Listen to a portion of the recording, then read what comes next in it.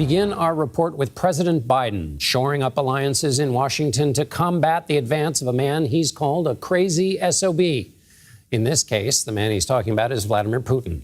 This is not a domestic story. The president is hosting NATO's 75th anniversary summit in Washington this week, a meeting of the most powerful leaders in Europe and North America.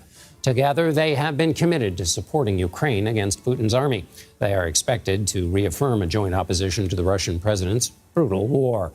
But President Biden is also trying to project confidence to the 32-member security alliance that despite last month's debate performance, he is ready and able to lead the United States for another 4 years.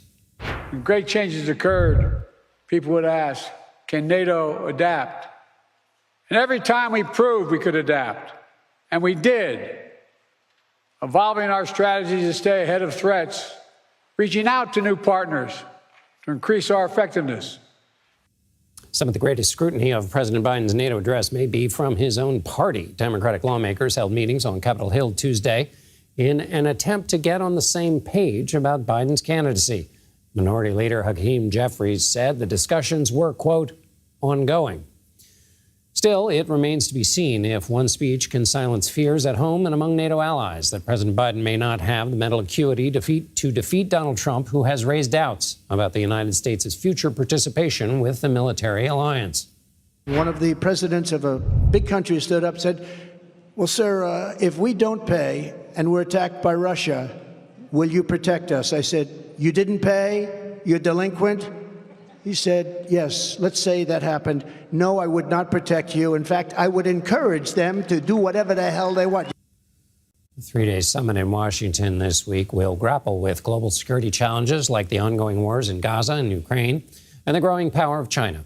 These summits typically occur when a major threat to international security develops. There have only been 33 summits in NATO's 75-year history. A little less than a month after the Berlin Wall fell, world leaders gathered at a NATO official summit to discuss Europe's path forward after the fall of the USSR. The 2014 summit's agenda was dominated by the growing instability in Ukraine after Russian separatists shot down a Malaysian air flight over eastern Ukraine and killed 298 people a month and a half before the meeting. These gatherings often showcase the complex balancing act of geopolitical issues. The 2002 summit in Prague was particularly busy.